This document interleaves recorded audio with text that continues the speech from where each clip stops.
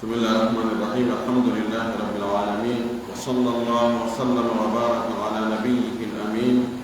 وعلى آله وصحبه ومن تبعهم بإحسان واستنى بسنتهم وسلك طريقهم إلى يوم الدين. اللهم لا علم لنا إلا ما علمتنا إنك أنت العليم الحكيم. اللهم علمنا ما ينفعنا وانفعنا بما علمتنا وزدنا علما. اللهم اجعل علمنا حجة لنا لا حجة علينا. رب اشرح لي صدري ويسر لي أمري واحلل عقدة من لساني يفقهوا قولي. قال المؤلف رحمه الله: باب استحباب التبشير والتهنئة بالخير. قال الله تعالى: فبشر عباد الذين يستمعون القول فيتبعون أحسنه. وقال تعالى: يبشرهم ربهم برحمة منه ورضوان وجنات لهم فيها نعيم مقيم. وقال تعالى: وأبشروا بالجنة التي كنتم توعدون. وقال تعالى: فبشرناه بغلام حليم. وقال تعالى: ولقد جاءت رسلنا إبراهيم بالبشرى. وقال تعالى: وامرأته قائمة فضحكت فبشرناها بإسحاق ومن وراء إسحاق يعقوب. وقال تعالى: فنادته الملائكة وهو قائم يصلي في المحراب أن الله يبشرك بيحيى. وقال تعالى: إذ قالت الملائكة يا مريم إن الله يبشرك بكلمة منه اسمه المسيح ابن مريم. والآيات في الباب كثيرة معلومة. يأتي الله سبحانه وتعالى تبدو موضوع طوم سيد حمد يأتي ينتري وجود إن لا من محمد صلى الله عليه وسلم ونولي ميرن سبيل من يوجول صحابة بنفو وجول إخوار كان جوكر دينك بجوك نوكا يوالا جوكي يمكن دين. اللهم آمين. واللي في رندو يالا يرمينا مؤدن قلدم بقلدو كان قلوتي جبان دي جينا يجوابا بدفتن تجنجد. رجال باب استحباب التبشير والتهنئة بالخير. دمبغل في يدغول ويلتينغول jarnirgol moƴƴere weltinirgol ɗimmo muɗum si o heɓi moƴƴere ma si andanimo moƴƴere tawi kanko andande ɗoga ara weltinamo kañum tigi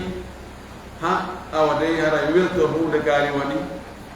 a waɗanama hunde kaari anomama e postu kaarijo ma a waɗanama ɗum ɗo ma si tawi andani julɗo musidɗo maɗa nema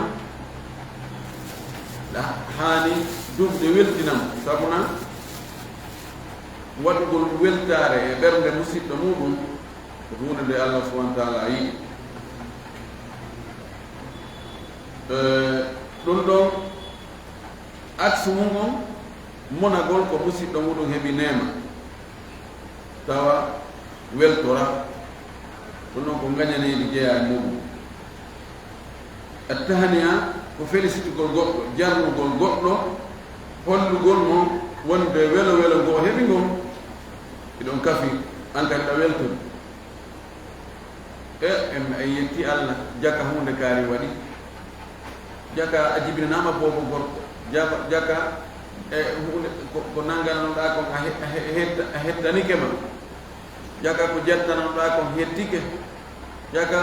ko wujjunoɓe ma ɓe nangama sifam ɗum ɗum ɗo ko hunde ɗaɓɓane no yiɗa kal islam ko waɗi mo waɗanima ɗum ɗon a yawatamo yejjitande. hiɗen gandi Kaab ɓeeɗa tatoɓe ɓe heɓnoɓe sonja ka ghazwat Tabuk dengan dibai Allah jabani mo tubu yow dogno no ari yeti mo complement ko bajjo mo marion ko mo borti o jonni o lubi ko borno o yaha o taw yana la sallallahu alaihi wasallam non dimo haray no wela mo tigi ha o addi do de ayeje do kadambugal do tindinayde wonde alquran no tabintinni wonde neɗɗo no weltine Allah subhanahu wa ta'ala weltini taw weltini jiya makko ɓen weltiniri ɓe aw miɗo marani on aljanna o addi ayeje ɓuyɗo e fuɗɗori o aya ɗo qala Allahu ta'ala na tawɗo ngo min fabashir ibadi aslan fabashir ibadi Allah wi nelaɗo makko on weltinir jiyaɓe an ɓen weltin jiyaɓe an ɓen homɓe alladina ɓe yastamiuna alqawla ɓeno heɗo konguɗi konngol ngol fa yattabiuna ahsanahu ko ɓe jokkita ko ɓuri moƴƴude e konngol wowlago ngol heɗotoɓe waaju heɗotoɓe feere fewjanegol feere jokka konngol ɓurgol moƴƴude ngol gollitirangol ɗon ɓeeɗo weltimɓe wonde ko ɓeeɗo woni joomiraaɓe haqqille ko ɓeeɗo woni feewɓe ɓen wa qala taala to ɗo wi kadi fayin yubashshiruhum rabbuhum bi rahmatin minhu wa ridwani jeyɗoɓe on no weltinira ɓe wewlinira ɓe yurmede immorde e makko e welaye wa jannatin e aljanna lahum no woodani ɓe fiha ka aljannatu naimu nemaji muqimu duumiɗi ɗi lannata fes ɗi ɗuytatako ɗi hiɗɗata wa qala taala to ɗo wi kadi fayin o fewtini jiyaɓe makko moƴƴuɓe ɓe naataɓe aljanna ɓen o inni wa abshiru weltore wewlire bil jannati aljanna allati on kuntum mo laatino ɗon tu aduna he ɗon foda awa welteno ɗum ɗo ko ka dangal wewlire weltore aljanna mo fodana ɗon on awa hewti ko wonno yewtede ko joni awa hewti ko direct ko iwgol ɗo tu yaha ka aljanna welten wewlen Allah subhanahu wa ta'ala o wi kadi fahin emo yewta fi annabi ibrahim o wi fa basharnahu bi ghulamin halim min weltiniri ibrahima o paykum wonde o jibinante paykum ɗum paykum no wondi e muñal ko muñiikum nokku ko wi bi ghulamin alimi paykum jogii kum gandal ɗo kadi ko welo welo Allah subhanahu wa ta'ala weltinirno annabi ibrahima tawi sonnaje makko hay o sowaki tan wa qala ta'ala la tono wi kadi fayin walaqad ja'at rusuluna ibrahima bil bushra gondi nulaɓe amen ɓen ardani annabi ibrahima e welo welo ɓe ari ɓe yeetike makko ko welatamo ɓe weltinimo fayin ko fi oɗo bo ko jibinteɗo wa qala ta'ala la tono wi kadi fayin fayi ko fi annabi ibrahima e sonnajo mum o fi o bo mo weltinira ɗa ko ibrahima weltina o wi ɗo wa mra'atuhu tawi sonnajo makko on qa'imatun no dari fa dahikat o fiili o yiɗi jam fiilaye ma o jali no firdade ɗino fa basharnaha min weltiniri mo kanko sonnajo on bi ishaqa wonde o jibinayi boobo gorko hay inde nden ko ishaqa o wiyete wa min wara'i ishaqa yaqub e kadi mi weltinirimo wonde ishaqa on ɗon so jibinama o jibinoyay kanko kadi ɓiɗɗo goɗɗo goo wiyeteɗo yaqub ɗum ɗo fof ko holli wonde neɗɗo si a andanimo moƴƴere hay si o andade kanko no foti ka weltinirama nden moƴƴere ɗon wewndirama nden moƴƴere ɗon wa qala taala allah to ɗon kadi wi fayin fanadatuhu noddimo almalaikatu malaika ɓen ɗum ko zakariya wa huwa tawi kanko qa'imun himo dari yusalli himo juula fil mihrabi ka rewirde makko ka juulirde makko mihrab no firta nokku ka almami on daroto ɗon kono mihrabu ka e dinaji ɗiya e firta juulide nden fof kaɓe juulta ɗon ka biyawuru maɓɓe allah ɓe malaika ɓe weltinirimo ɗon kanko annabi zakariya anna allaha wonde allah yubashiruka himo weltinire ɓiɗɗo mo heɓoyta bi yahya o wiyete kadi malaika ɓen allah yeetike ɓe wonde oɗo zakariya o neeɓi wullude toro allah allah mi nawi mi jiidaki mi huli ka goɗɗum heɓan hara mi jiidaki o sonnajo an ɗo kadi o ha hande a reedu yananalimo rabbi la tadarni fardan wa anta khayru warithin allah ta accirannimi wona weddiɗo o jokki ɗon o wolli allah inni malaikaɓe yahiya to ɗon mo wonde o heɓa ɓiɗɗo woni ɓiɗɗon ko yahya wiyete ɓe ari ɓe yettimo ɗum ɓe wernirimo ɗum wa qala taala allah towɗon o wi kadi fayin mo yewta fi inami maryam id qalat il malaikatu jantatoma malaika ɓe wiwno ya maryam ko anyo maryam hey maryam inna allaha tabiti wonde allah yubashiruki himo weltinire bi kalimatin konngol mindu immurde e makko ɓiɗɗo mo tagata kanko tawa on ɓiɗɗo wurimmara baba e hoore ismuhu inde makko de almasihu ko memowo sella ɗum ɗo ko allah subhanahu wa taala yamiri malaika ɓen kadi yoɓe weltini ɗum ɗo nene men maryam wonde o jibina e boobo gorko wiyeteɗo almasih isa bnu maryam ɗum ɗo ko dalilji immorde ka alqur'an hollata wonde si tawi a andani neɗɗo welo welo weltinirmo on welo welo ɗon o anda welo welo makko on ko onon kafi wi wal ayatu fi lbabi kathiratum ma'lumatu ayeje ɗen arde e ngal dambugal ɗo fi weltinirgo siɗɗo muɗum welo welo ɗum ɗon ayeje ɗen no ɗuuɗi hiide anda kadi wa amma al ahadith amma hadisaji ɗin fa kathiratum jiddan hadisaji holluɗi wonde neɗɗo no hani weltinirde siɗɗo muɗum moƴƴere nde o heɓi weltanomo weltinamo o wi hiɗi ɗuuɗi moƴƴino wa hiya mashhuratun fi sahihi hiɗe ɗin ɗon hadisaji hino lolli hino anda ka deftere sellude no ko sahih bukhari e wino mashariga so ɓe inni as-sahih haɗa ko ɓe fandi ko sahih bukhari al-maghariba so ɓe inni as-sahih haɗa ko ɓe fandi ko sahih muslim o wi minha yalayta o wiyano fi siha so wino ko siha ɗo haɗay ko defte hadis sellude ɗen fo ɓay wonaka sahih bukhari tum e hadis tabshir ari no woodi goɗɗi goɗɗi ka sunan ari goɗɗi ko ka sahih ibn Khuzaimah goɗɗi ko sahih ibn Hibban ila akhiri o wi min haɓe ɗin hadisaji ɗon holluɗi weltingol nelaɗo men sallallah alih w sallam imma kanko tigi o weltini ma allah subahana wa taala weltiniri jiyaɗi mum ɓe rewni e makko kanko nelaɗo yo humputu kanko no e ɗin ɗon o hadis ɗo kanko watti temeɗɗe jeɗɗi hadisaji ɗin mbi deftene fuɗɗa jangede an abi ibrahim ittama e ɓen ibrahim wa yugalu abu muhammadin no wiye kadi ko abu muhammad wa yugalu abu muawiyata no wiye kadi abu muawiya no wawi hara mo jogino ɓiɓɓe ɓeeɗo fof mo jogui ibrahim e muhammad e muawiya ɓeeɗa wiyamo benkari ɓeeɗa wiyamo benkari ɓeeɗa wiyamo benkari no wawi no wawi hara ko filli ɗon jiiɓi ko honɗumemo o wiyeteɗo abdillahi ibne abi awfa abdullah ibne abi awfa sowore makko nden ko abu ibrahima ma ɗum abu muhammad ma abu muawiya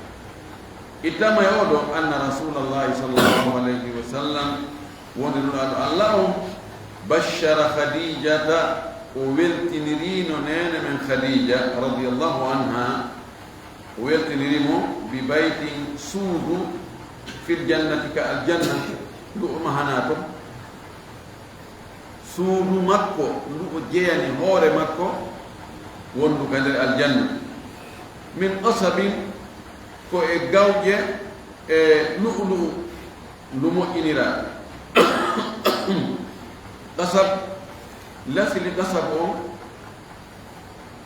ko keemu kaaba keemu mbahe keemu sukkar qasab on leggal mungal ɗum woni qasab kono ari hadis goɗɗo go o wi ene ko sifate keemo jega o wi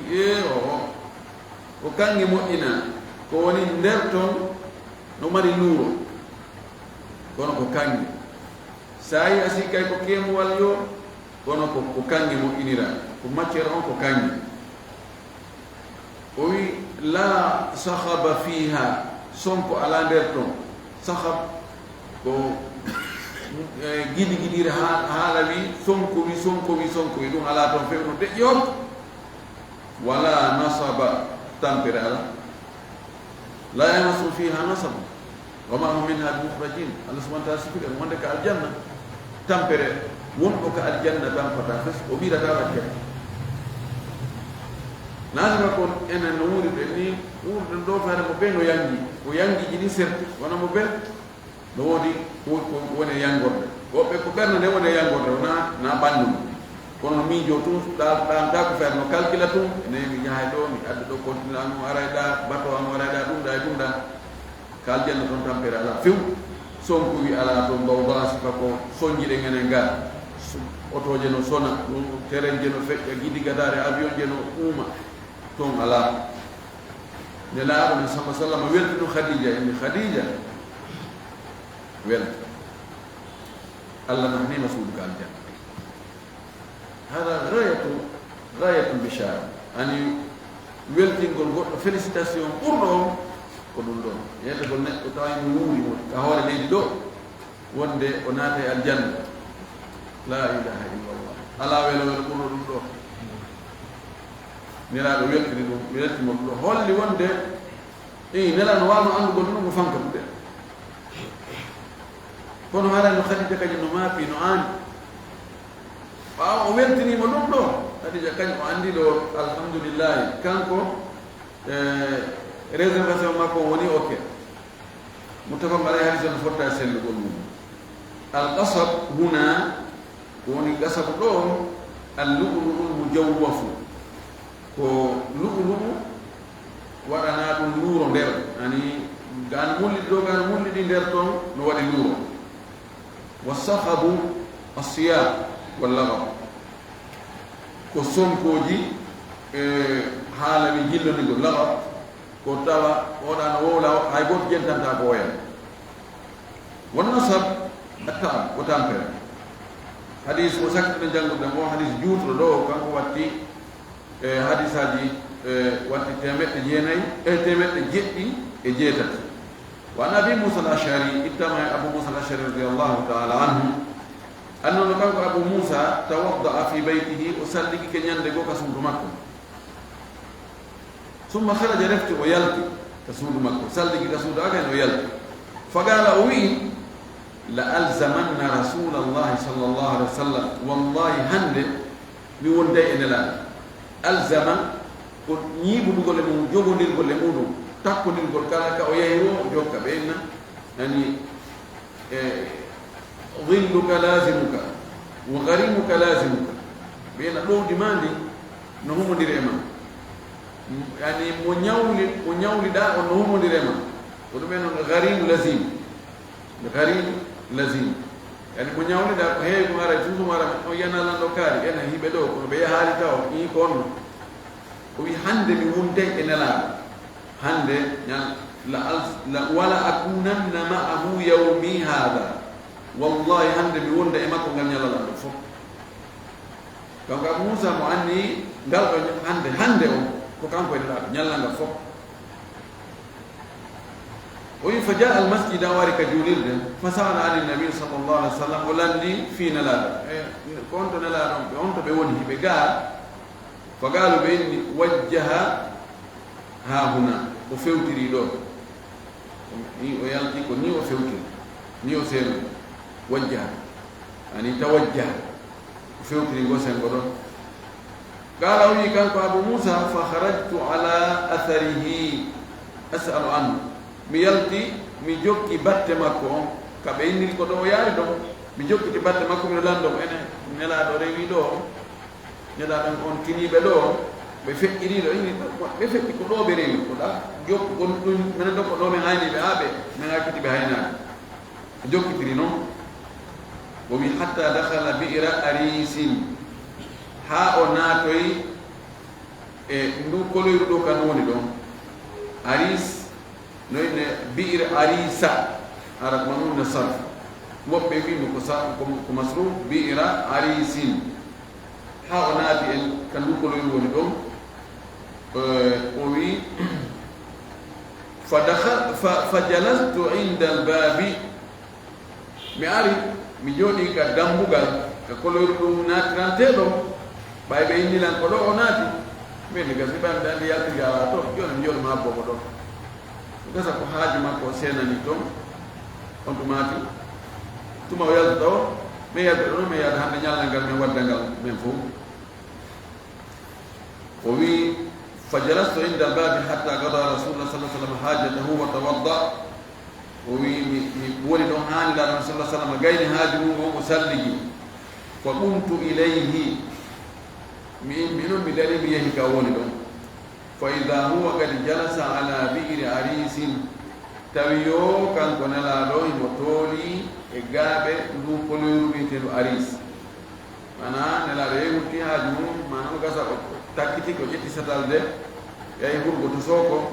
gayin o arti o salligike kono o yaltani ka koloyru woni don bar o ari o joni e orkum ma kon sera koloyru owi wa tawassata uffaha o woni hakkunde o jodi hakkunde ten borku mayro uf ko borku mahete sera koloyru mahete no bi kay mi ngara jodo ha bonira o da joga o an jodi o da ka joga ko pilas ndu watteno ka jodi mahde o jodi don hakkude ten wa kashafa an sagayhi o nyori tundaje makko de sa ko belen o nyori belen ji makko di o nyori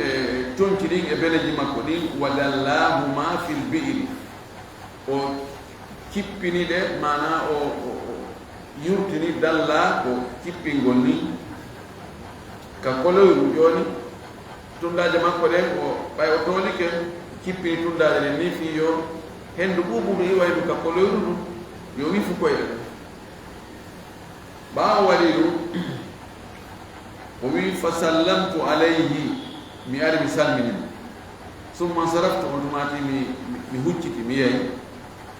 fa jalastu inda al-babi mi ay mi jodi ga dambugal fa qultu mi inni la akunanna wallahi mi wonay hande bawwaba rasulillahi sallallahu alaihi wasallam al-yawm hande mi wonay gardiye joni la bawwab ay alladhi yajlis fil babi wa yahris ko wono ka dambugal aynugol ara goddo natata sinabe famodi wete bawwab fulani takhada bawwaba kari joni mari gardiye na saade non fa Allah wona titta hande o wi wallahi hande mi wona garde ni sallallahu alaihi wasallam goddo na ta do taw mo derga so na mi andu taw ko hombo ma o newnu kanko ay de wonno kanko Abu Musa ari nela do woni to nebi o andi non joni sallallahu alaihi wasallam gayni o salligi ke joni mo toli o ari non o hiwri mo fi andi gol mo wonde awayi mo habbi mo yasi wala ma kali yahu o ma kali na toli ke tu are toli ka borkum o juni titundaje makko den ka koloyo Abu Musa ya jodi ka dambuga ba o jodi ke non woni sera tu faja Abu Bakr radiyallahu anhu fadafa al-baba o ari Abu Bakr ari en jaga koloyo no warana puru no warana baba joni Abu Musa no wonti sengo ndel Abu Bakr ari duñi ba fangal tu فقلت إني من هذا كهمبني كهمب وقال أبو بكر ومن أبو بكر فقلت ويمي على رسلك حبطا والدوي على رسلك أو الدويما والدويتا حبطا ثم ذهبت قلت ما تبيه فقلت يا رسول الله من هي نلعب هذا أبو بكر يستأذن أبو بكر فالا ناتب مدوني ناتب في ناتب فقال لا ما كي إذن له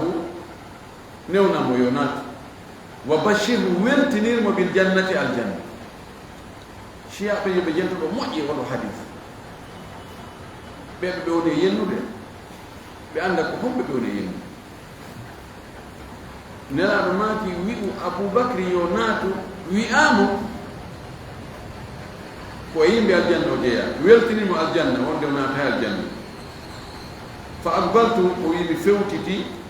كدام قال حتى قلت لأبي بكر هذه ابن أبو بكر ادخل نات ورسول الله صلى الله عليه وسلم قال الله أنه يبشرك هم ويثمر بالجنة الجنة وأنا في الجنة الله أكبر فدخل أبو بكر حتى جلس عن يمين النبي صلى الله عليه وسلم معه في الكف أبو بكر نات ها أري أجوني كان لا تولي لهم كبركو كونتي كسينغو نيامو مكو ودل رجليه في البئر كما صنع رسول الله صلى الله عليه وسلم كان كده أجتي أجنتي كويد ما كده مرة دل جنتي أجنتي توندا كويد ما كده كان كده نون لا رجال دينه وكشف عن ساقيه كان كده أنيوري بلنجي ما كده وادي كنا لا وادي كنتي ويسوم رجعت ميل تكينو وجلست مجودي وقد تركت أخي يتوضأ ويلحقني وي كان أبو موسى وأجي سيدو مكو نينا غوتو مكو أون سالدي غادي في جوكو تقول مكان كان فقلت إني إن يريد الله بفلان يريد أخاه سي الله نمو يعني كاريج وفاني دونكو سيدو مكو خير مؤجر يأتي بكان كالوار يوني مفالا سيدو مكو كان كالي أرض جود الله صلى الله عليه وسلم عندي لو كوردو ويقول كاريج si Allah no muere moƴƴere kankane wara joni o wi fa ida insanu yuharriku baba tu oyi tawi neɗɗo no memminde kadi baafal ngal fayi fa qultu minni man hada ko homboni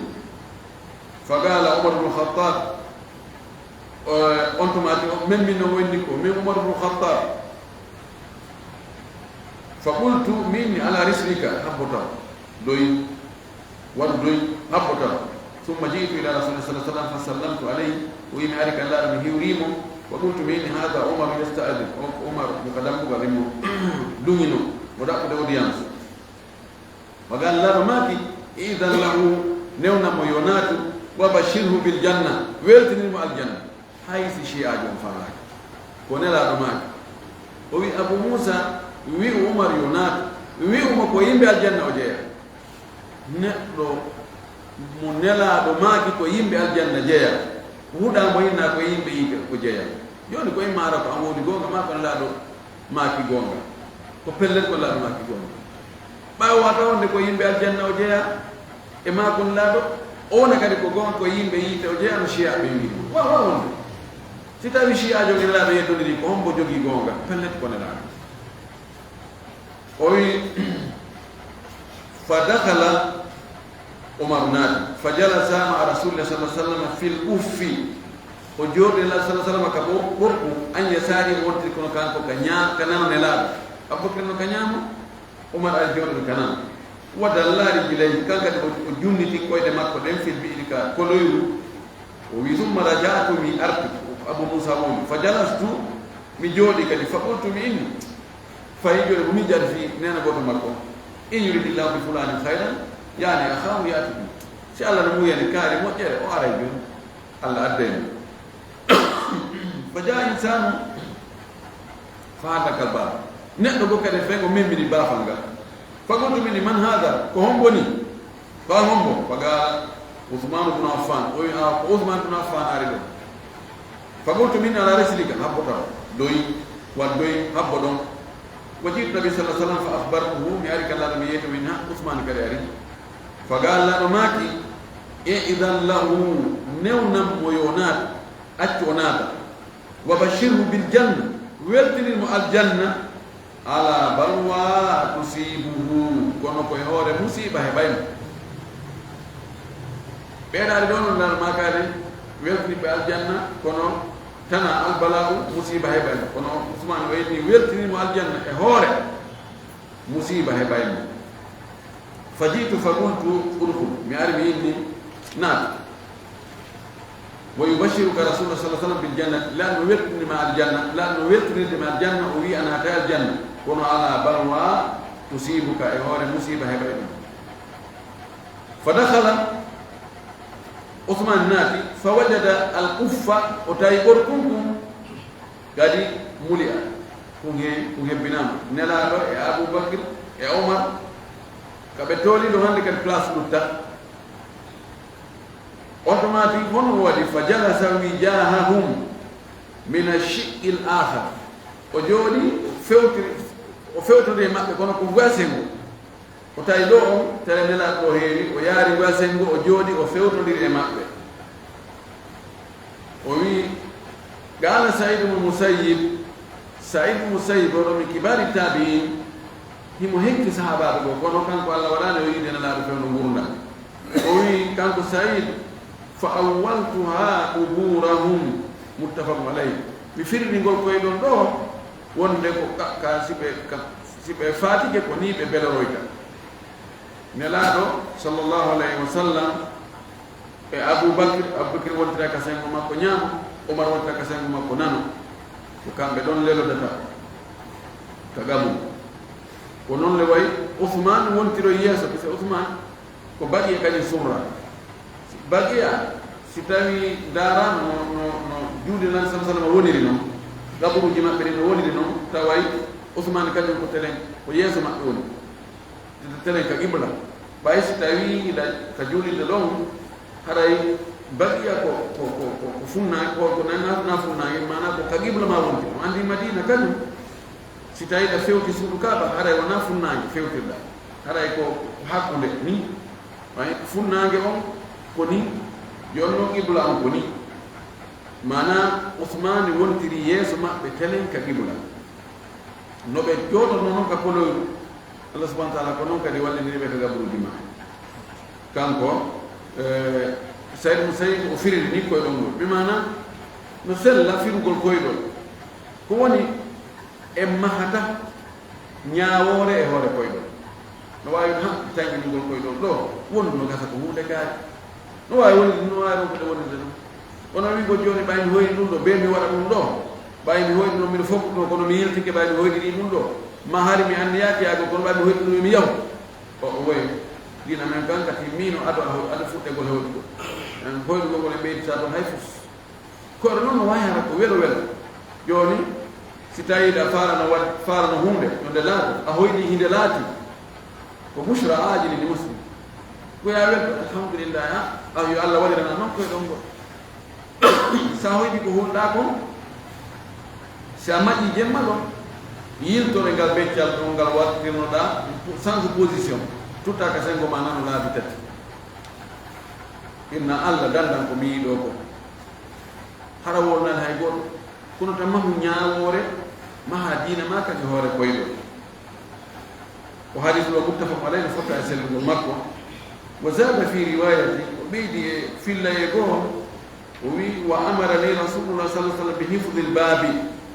nelaɗo yamirimi yomi aynu dambugal ngal yomi gardu dambugal ngal andi riwaya arno ko wonde ko kanko to wi ene acci hande mi wona gardien jo nelaɗo hande ɗo goɗɗo natta ɗo so wona nelaɗo newni o naata ɗum ɗo ko ƴoyre si nelaɗo sallllahu alayhi wa sallam taman kon Madina ni yiɓɓe no ɗuuɗi ha toon ayɓe kadi no toon ɓali yahudu no toon naafiɗi yiɓɓen no toon pomɓe no toon nelaɗo kon kanko toon e ka wula toon e dunkoɗo yurno no ay joni goɗɗo molto ɗon ara tawa nelaɗo on tum o masi mbinno Abou Moussa ɗo joni ɗo hande ɗo acci mo wona ɗo nani ɗo naatowo ɗo o ɗon tuman laano maki on tigi naati e o riwaya ɗo o wi ko nelaɗo yamirimo yo waɗ ɗum wa fiha no e o riwaya ɗon anna Ousmana hina basharahu no e o riwaya ɗon Ousmane ɓaawo o weltinirimo wonde o naata e aljanna hamidallaha ta'ala ويتي الله موئي ثم قال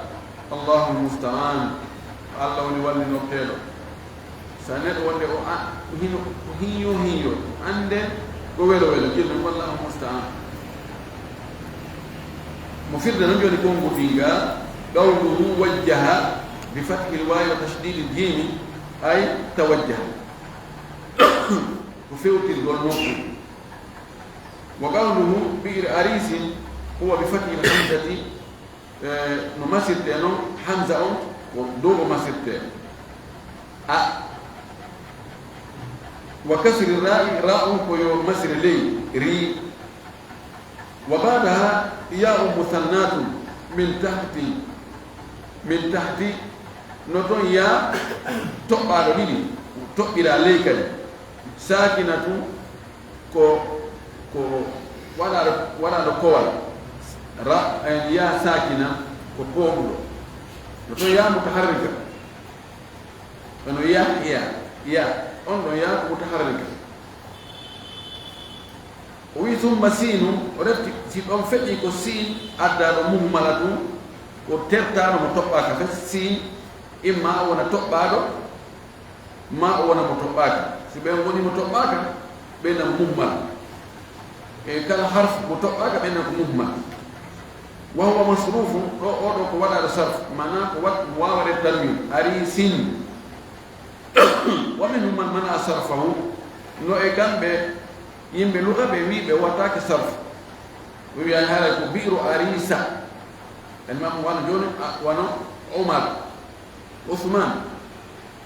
رنهوكو اسماء ممنوع من الصرف مكة إنا دخلت مكة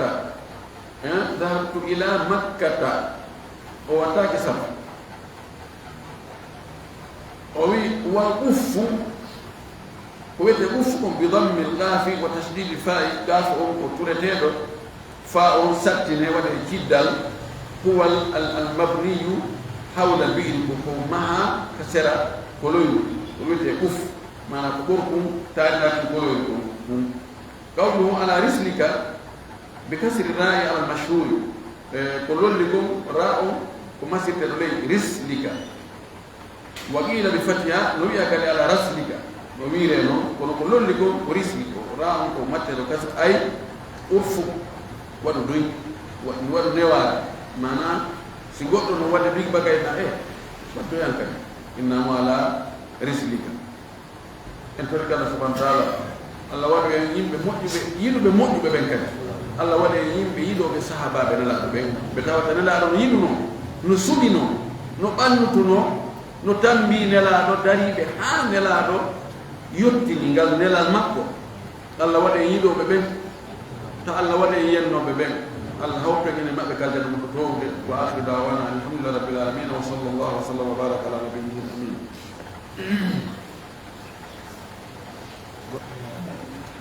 Magan de gawo saino sella julir gol suratul masad. Wasino sella julir gol suratul masad. Suratul masad. Tabba. Iwa berulang di wasaino sella julir gol suratul masad. Ani tabba. Kungkol no na julir يعني تبت تنسون القرآن سأيتي سورة